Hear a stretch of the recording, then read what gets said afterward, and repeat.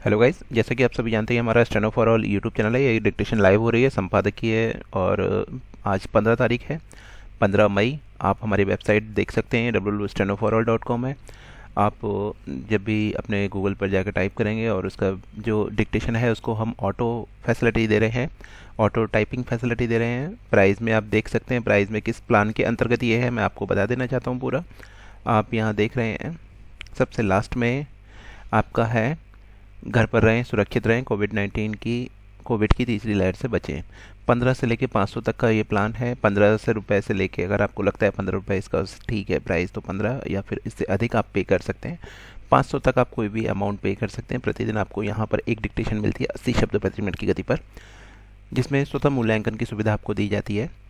Registration के लिए आप यहाँ रजिस्ट्रेशन पर क्लिक करते हैं। क्लिक करने के बाद में आप यहाँ देखेंगे सबसे लास्ट में आ रहा है ये, घर पर रहें, सुरक्षित रहें और कोविड की तीसरी लहर से बचें। ये प्लान है, ये इसको आपने रजिस्ट्रेशन कर देना है। इस पर क्लिक करेंगे, अपना नाम, mobile number, email ID, user password, confirm password, और यहाँ पर आप देखेंगे साइन अप।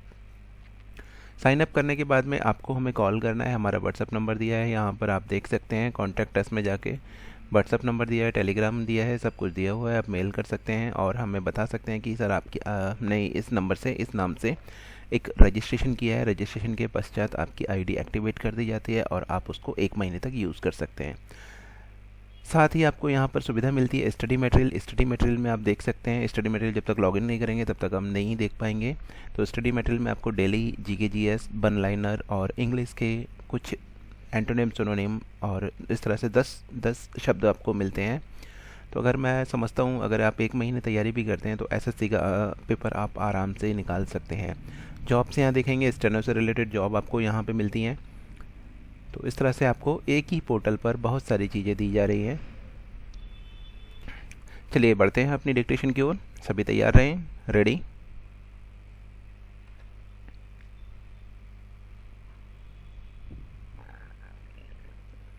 प्रधानमंत्री ने किसान सम्मान निधि की 8वीं किस्त जारी करते हुए किसानों को कोरोना से जागरूक करने का जो काम किया उसे बार बार करने की ज़रूरत है।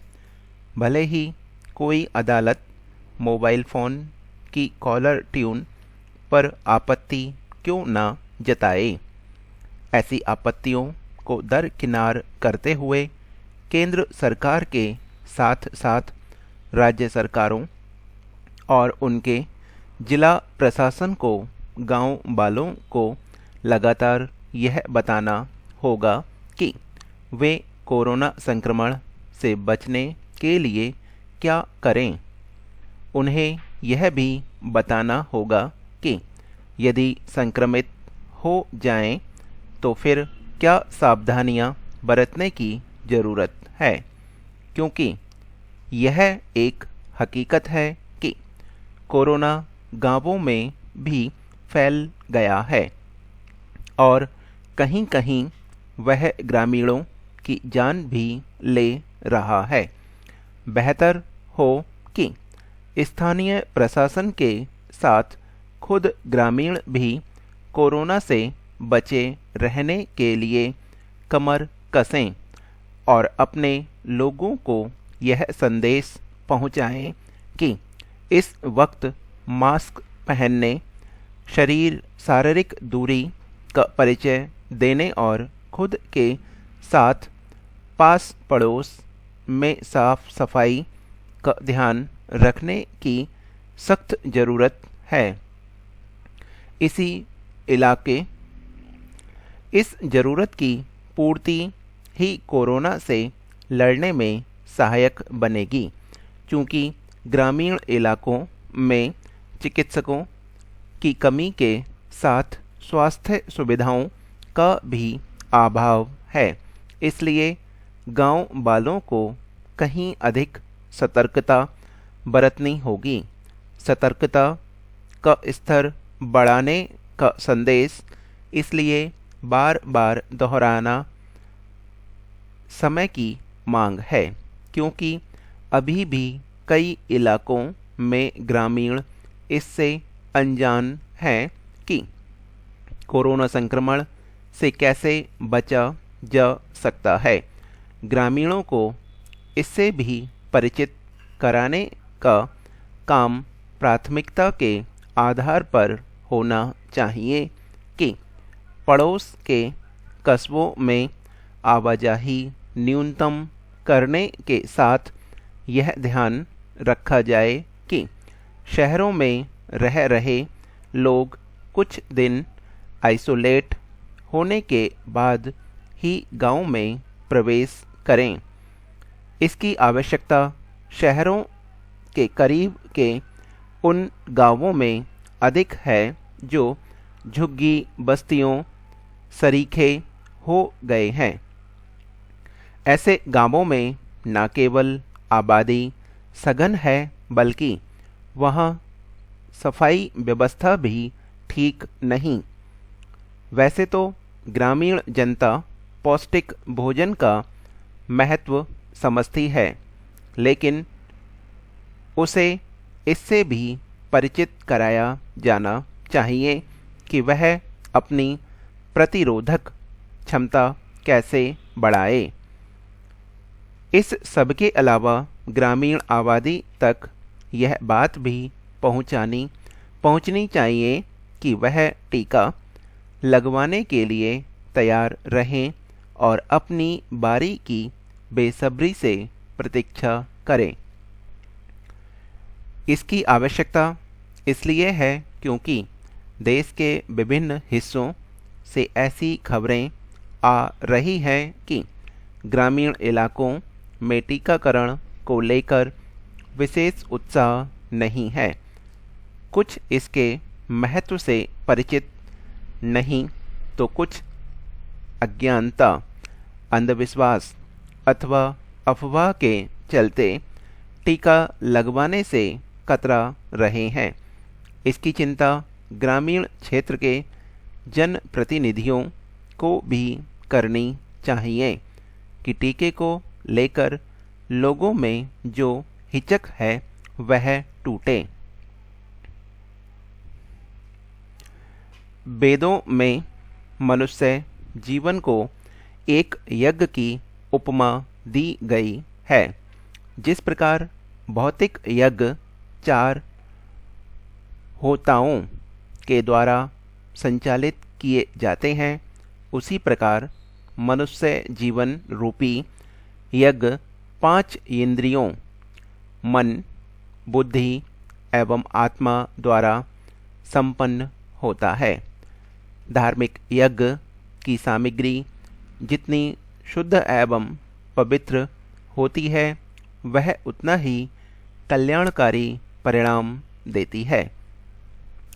ठीक इसी प्रकार हमारे जीवन यज्ञ की सामग्री है स्थूल जीवन में स्थित कामेंद्रियां, ज्ञानेंद्रियां एवं मन। बुद्धि व आत्मा हमारे जीवन यज्ञ का भरण पोषण करने वाली दर्शन शक्ति पुनीत हो। श्रवण शक्ति के माध्यम से हम अपने जीवन यज्ञ हेतु उत्तम तत्वों का श्रवण करें। वाणी रूपी शक्ति से मधुरता एवं शालीनता से परिपूर्ण वाणी का प्रयोग करें। मुख से शारीरिक पुष्टता देने वाले आहार का सेवन करें। समस्त ज्ञानेंद्रियों एवं कामेंद्रियों से इस जीवन यज्ञ को पावन बनाने का प्रयास निरंतर होना चाहिए। मन से श्रेष्ठ चिंतन मनन, बुद्धि से आध्यात्मिक ज्ञान का संचय हमारे जीवन यज्ञ को आनंद के मार्ग की ओर अग्रसर करता है। अथर्ववेद में कहा गया है कि जिस प्रकार उस ईश्वर ने विश्व ब्रह्मांड को रचा है, उसी विश्वकर्मा ने इस विश्व में हमारा यह छोटा सा जीवन यज्ञ भी 100 वर्ष तक चलने के लिए प्रारंभ किया है। इस जीवन यज्ञ के संचालन हेतु ईश्वर ने मनुष्य को पूर्ण स्वतंत्रता प्रदान की है। उसका मनुष्य जीवन के क्रियाकलापों में किंचित मात्र भी हस्तक्षेप नहीं है। ईश्वर ने मनुष्य को अपना जीवन चलाने के लिए कर्म करने की पूर्ण स्वतंत्रता प्रदान की है।